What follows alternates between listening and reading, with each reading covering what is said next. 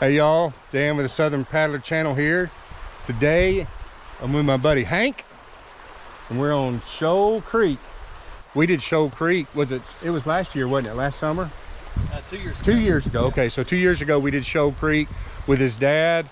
His dad sadly passed away, a week after that trip? Yeah. But it was, it was unexpected, but it was really neat to have had that experience. It was me and Hank, his dad, and Hank's son Abbott. And so it was really cool to be able to kind of record that last fishing trip. His dad was a big fisherman. I actually met Hank in high school. I was born and raised in Decatur. He was born and raised in Florence. But at the time I was dating a girl that had moved from Decatur to Florence, went to his high school, and she played on the girls team. He played on the guys basketball team. And so going to watch her play, I got to know Hank a little bit. We ended up going to the same college, and so we were friends all through college and did a lot of fishing and hunting and stuff. So we've just, I think, I mentioned it on the Jack's Fork video, been friends for real close to about 35 years now, so that's kind of cool. But we wanted to give this section another shot because it's real scenic, it's beautiful. And we've seen some other fishermen, but there's no outfitters that run it, so you're not going to see a whole lot of people, but you will see some, and we already have. But it's a beautiful day, even though it's August 10th. It feels kind of like fall. So we're going from Iron City down to Goose Shoals in Alabama. It's about an 8-mile trip. And again, it's just a beautiful, largely remote area. So we're just going to keep enjoying this trip, and we'll check in with y'all in a little bit.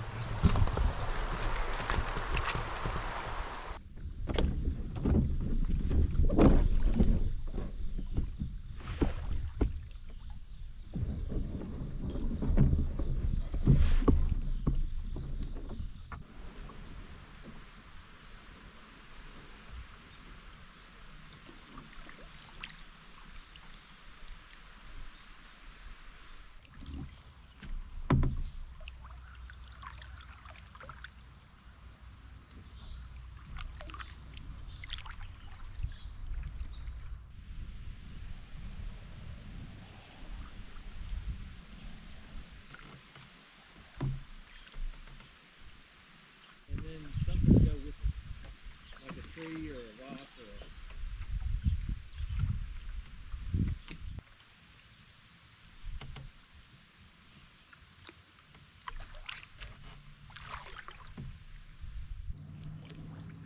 Hold them up for the cameras. There you go. Here we go. Big catch right there. I mean, they say smallmouth, I know what they mean.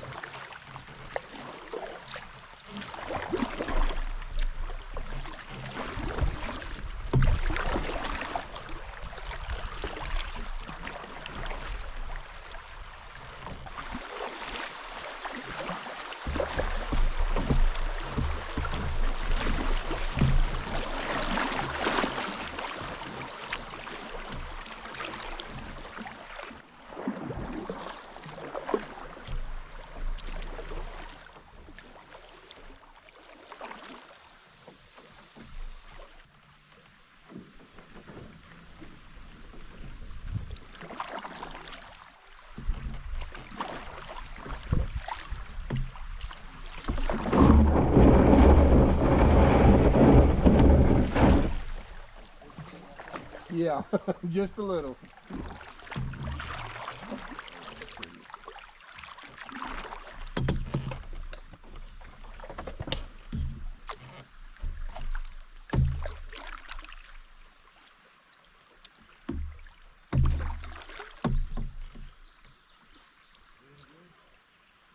One small.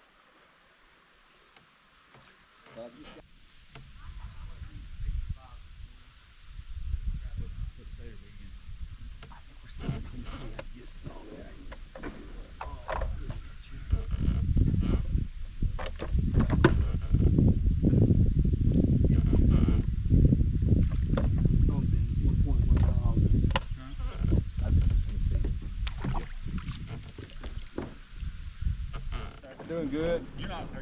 No, I I'm never just- saw a pole. just or found- anything. yeah, I was just- just gonna check you for life jacket. All right, yep. I actually thought one of those was a trolling motor too. Yeah. I seen all the stickers. I was like, well, maybe he's got it registered. No, I just paddle and I got video. You. I got you.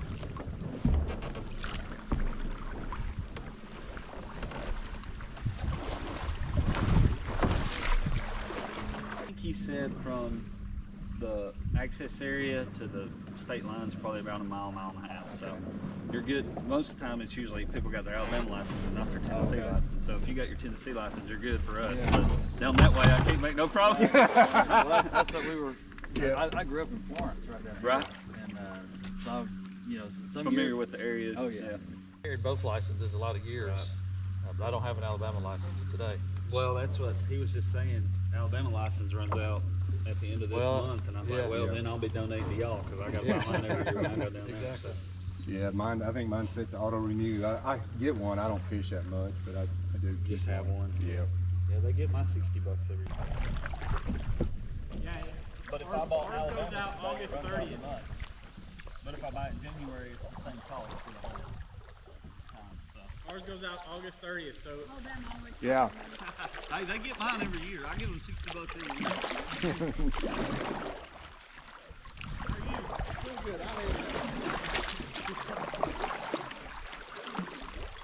If I have service, we should be.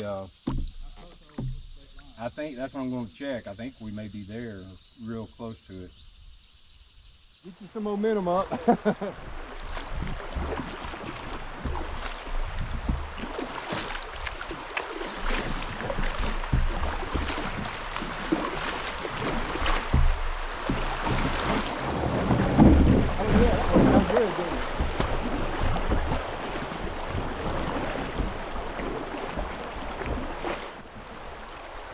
You getting out? Okay. All right.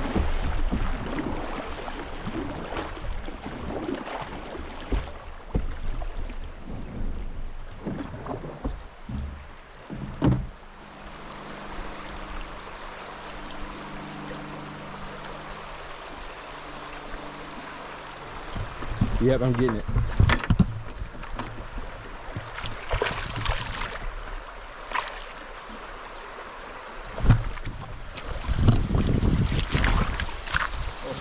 Not a big one? And that's a pretty one. Yep. Nice. Bronze back. Bronze back. How about that?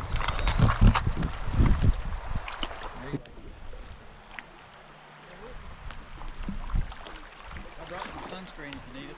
I've got some too, thanks, yeah. I've also got a long sleeve shirt, so I'm gonna have to do one of the two here shortly.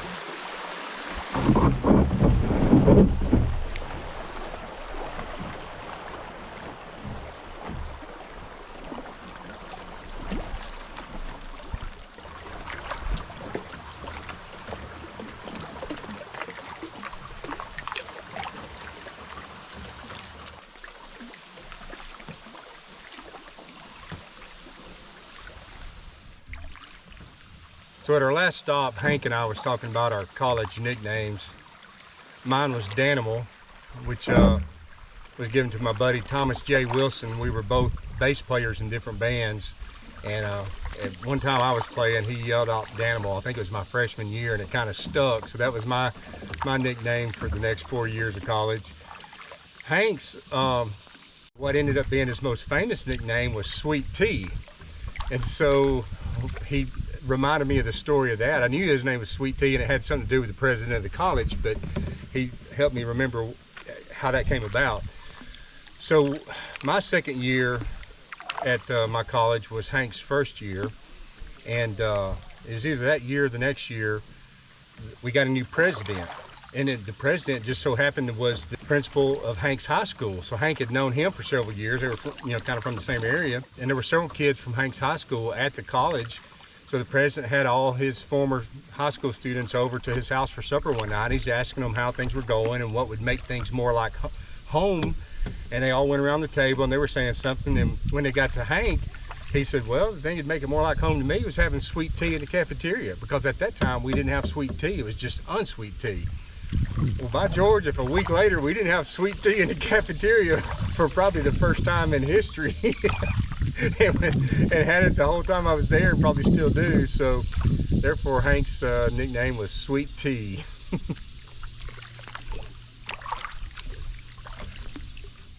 Man, what a day.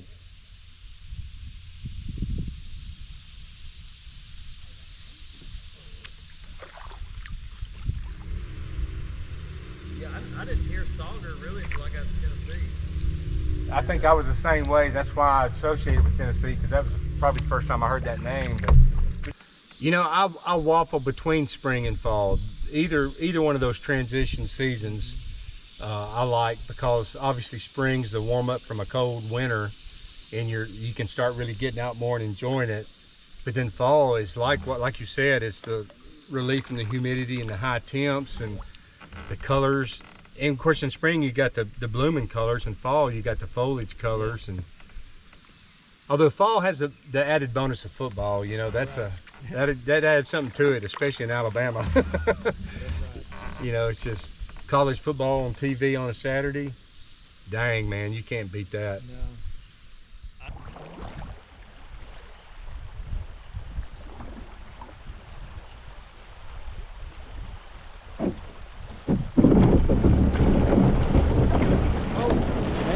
Oh, that's a good spot. Go right there. Dang it, I didn't see that. You need a book? I'll get it, thanks.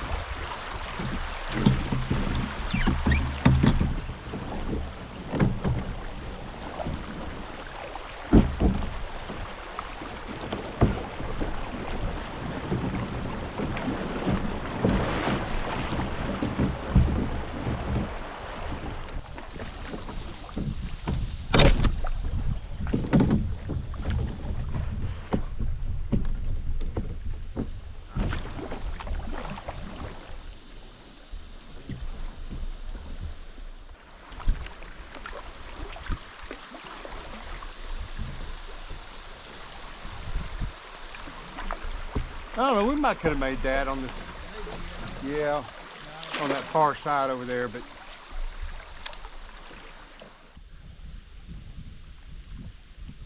this is my kind of float right here.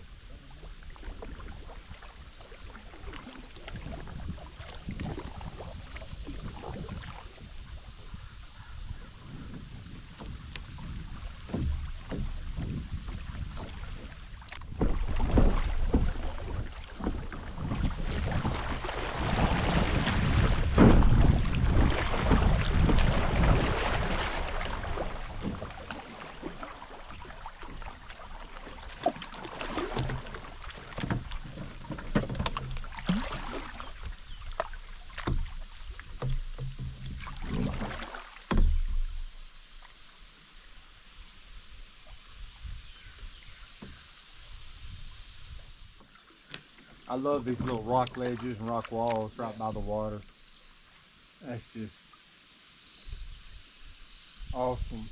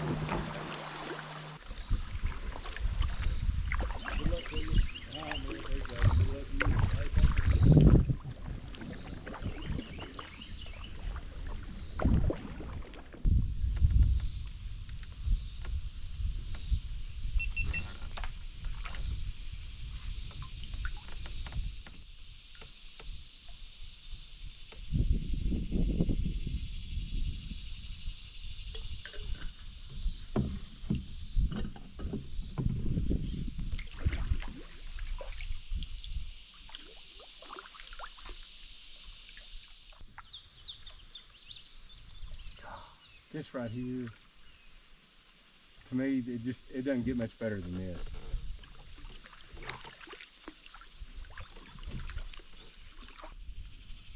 Those little birds actually dive underwater to catch fish. You know, herons and egrets will kind of stand in shallow and stab them with their beak or grab them, but those kingfishers will go underwater. I've only seen it like one time, but there's a fair amount going right there, but we just don't know what's around that bend.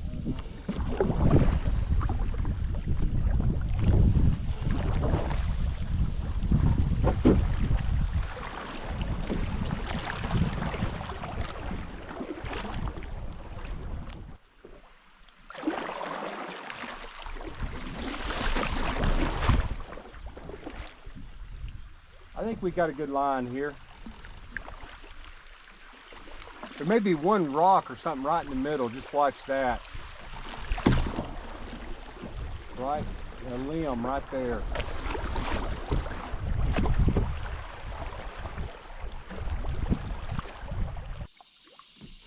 And where I forgot the grill.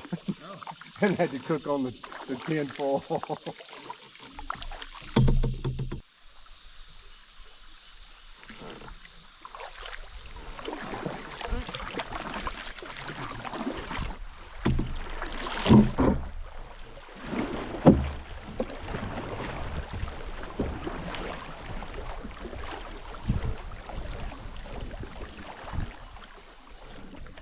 What a beautiful place.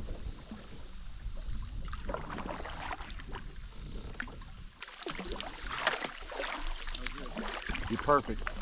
Yep, absolutely perfect. All right, I don't know if y'all saw my other Shoal Creek video. I've only been here one other time. Me and my brother Dave, Alabama Floats. But this rock wall here and this gravel bar behind me, this is where I cooked lunch right here. And I'd forgotten, but I actually ran into a guy on the creek today that said, "Aren't you the guy that came here and forgot your grill?"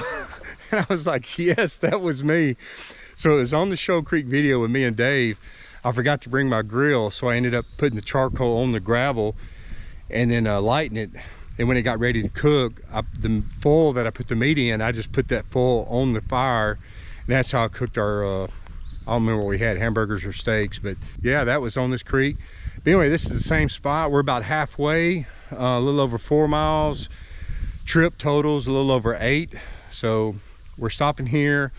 I got to do a battery change. I think we're actually going to jump in the water and get a little swim because it's starting to warm up pretty good now. So I want to tell you one funny story that Hank and I have already kind of reminisced about today. Let me just go ahead and apologize to our parents right now because they don't know this story. I'm 54 and Hank, you're 53. So, again, we've known each other 35 years, and within probably the first or second year of college, and him and his dad fished a lot. I'd go home with him on weekends, we'd fish and stuff. So one weekend from college, I went home with Hank. Our parents don't know this story, so Danny and Deborah, I apologize. Miss Judy, I apologize, and Hank reminded me I need to apologize y'all about this. But we went home for a weekend. We had fished and stuff on Saturday, so Sunday morning, as we always do, we're getting ready to go to church. So we're going to church on Sunday morning, and it's just me and Hank in his car.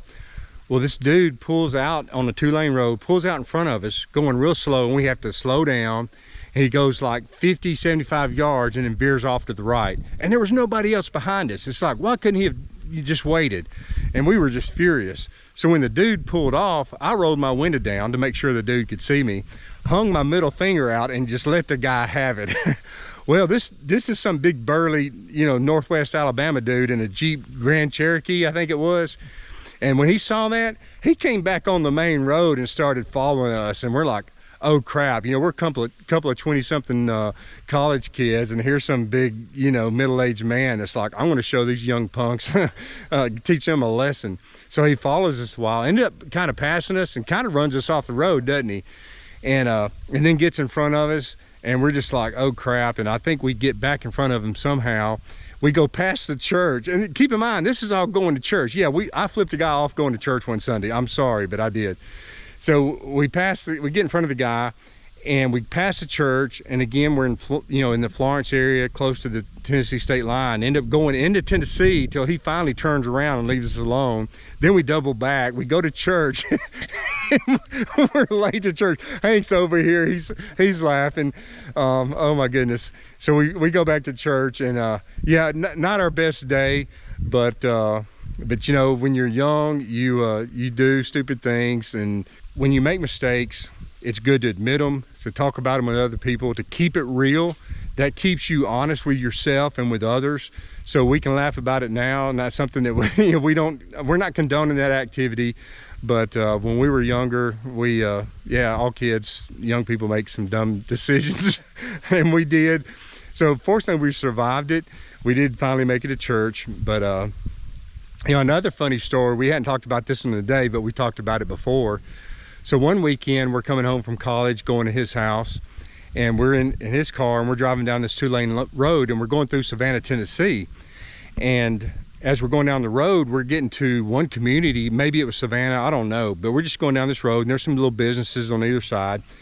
And all of a sudden, this old hound dog runs out in the middle of the road and stops right in front of us. Hank slams on the brakes, but we can't stop in time, and we just nail that dog, and it just lays over on its side and slides for like 25 30 yards up the highway. And we come to a complete stop, and we're like, well crap, what do we do? You know, so we pull over. I think the dog kind of got up and finally kind of run off, but while we're over on the side of the road, we're looking at the car, making sure it wasn't damaged, because it was one of those big, you know, hound dogs.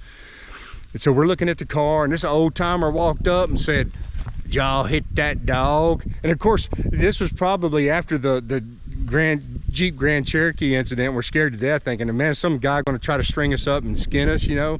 But you know, we said, yeah, we tried to stop, but we couldn't. He goes, I thought so when I seen the come skating up the highway. You know, we probably chuckled a little bit, but we were probably too nervous to laugh full on. But you know, the guy had seen the dog come sliding up the highway, and apparently it wasn't the first time it happened. And anyway, so you know, we've got the whole flipping off redneck dude, then we've got the old timer quizzing us about hitting the hound dog.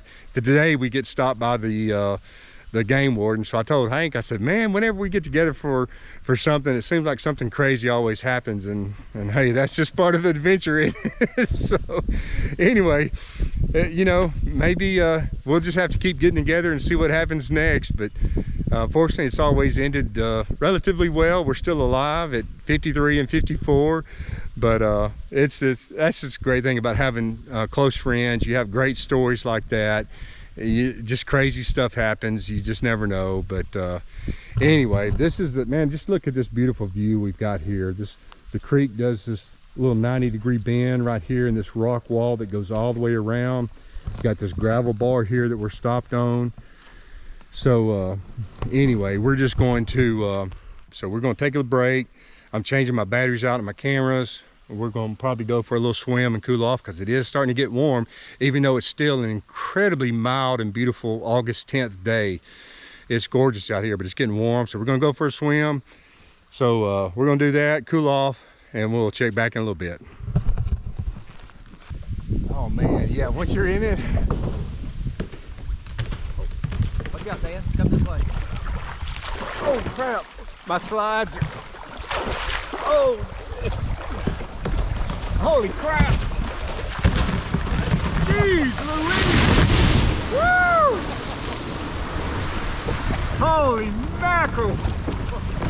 Golly! Oh! Dadgum, that sycamore just fell in the water right here. What did I tell you? Whenever me and Hank get together, things get crazy. Holy mackerel!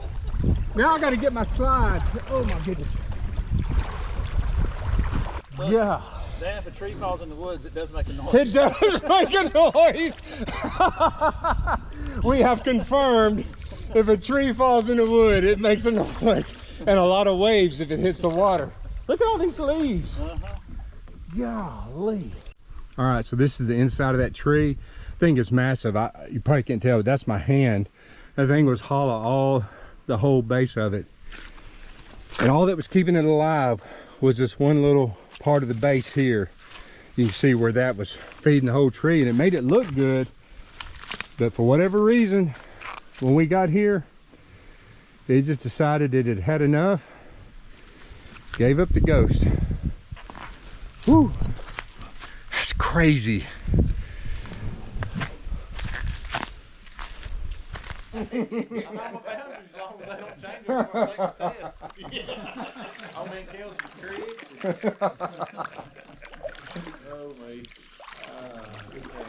Good time.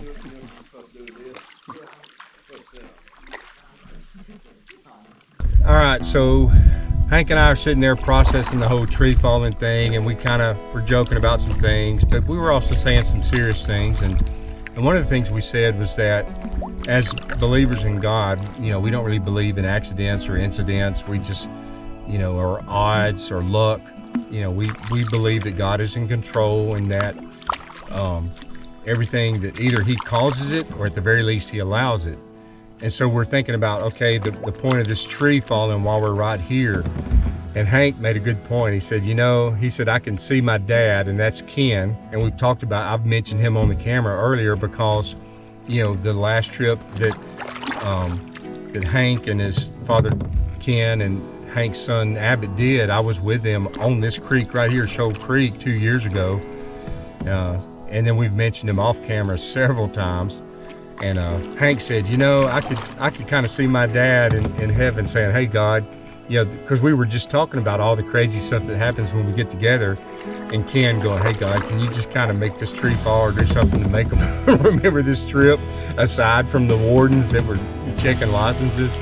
And I just kind of laughed. I said, you know, I can see Ken doing that too. So, you know, and after looking at it that way, you know, we realized that, you know, sometimes when crazy things happen, and they might be bad, and that wasn't that bad. It was highly unusual. But sometimes even when bad things happen, you know, if you have a faith in God, you can look at it and say, okay, what can I learn from this? What is God trying to say? And in this case, you know, we kind of laughed and said, hey, you know, we could see God just kind of saying, oh, you want to talk about crazy stuff that happens on your trip? You know, let me give you one more, you know, and Hank's dad, Ken, being up there in heaven, just kind of chuckling over this because he would think that would be really funny, because Ken's been on this creek many, many times, more than I have. And him and Hank's been on here a lot of times, and this is one of his favorite places. And that's why on his very last trip, we were right here, because this is one of his great places, and I was just very blessed to be a part of that.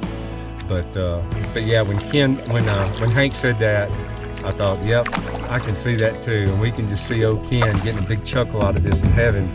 That old sycamore tree falling in the water right next to us, getting our attention at first, and, you know, and us thinking, what's going on? But then looking at it and just kind of laughing, being like, that was crazy. So anyway, Ken, we're giving you credit for that one.